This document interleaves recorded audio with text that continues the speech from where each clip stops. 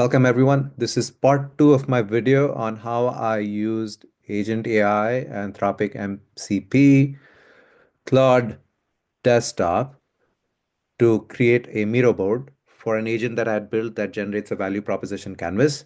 You can see the first video to get an understanding on what all of those are. But in the kind of earlier video that I'd shown, what I showed you was how I was running the agent from Claude Desktop and how it went and it actually created this particular output that I've shown you. Now, as you can imagine, to create this output with dynamic content is pretty amazing.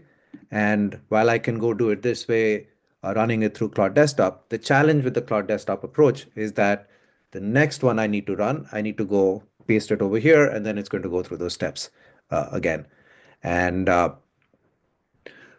So if I now have like 100 value proposition canvases I need to do, or if I now need to expose this to clients who want to go create their own value proposition canvas, it's not logical for me to tell them, go get Cloud Desktop and then take all this stuff and go run it, install all that, right? What I want to do then, and this is where I think the power of using Cloud Desktop and MCP to test out my agent, it's amazing. I went and I troubleshooted everything rather than trying to do it in Agent AI's console.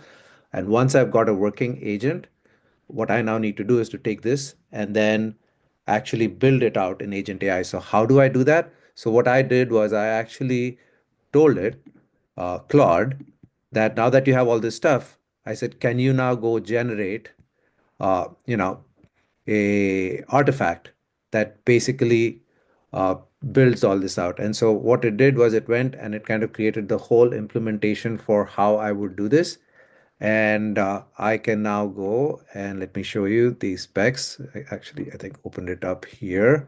And you'll notice that I asked it to generate a full spec in terms of how would I then take this and build an Agent AI agent. And so it talks about this. It says this document provides a specification using this and basically talks about what I need and then the API sequence. And so here are all the API calls I need to make with like the post and the header and the body. And so you'll notice first I need to create a new board, this, and then the name is value proposition canvas, customer name. I can replace these with variables from Agent AI, so I make it dynamic. Next, after that, I need to save the board response. And so it talks about that. Then I create the containers. And so there's this one called shapes. And so it's got the code for that. And so for each of these, as you can see, it's basically generated each and every action which I need to call and the HTTP API post that I need to do one by one over here. And talks about then, I need to do these endpoints. And if I want to change some of the fonts, I want to change some of the positioning, I want to change any of those things, I can easily do that in my agent. And then after that, it talks about creating the connectors. And then it talks about adding the text elements. And this is where it now says at this particular position, and that's being passed. And then what the value proposition canvas, customer name, customer profile, product services, gain creators, all of these things are all, if you can think about it, is just text. And I can now take all of this and put it into my agent's API call and go create it. And these are where it's adding the sticky notes.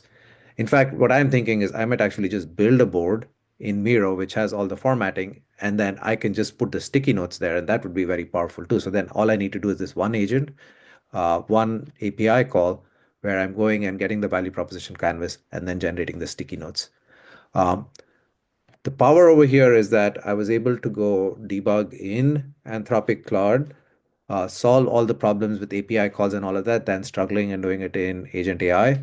And then once it was done, I asked it to generate a specifications document that basically says this is how I would build the agent out.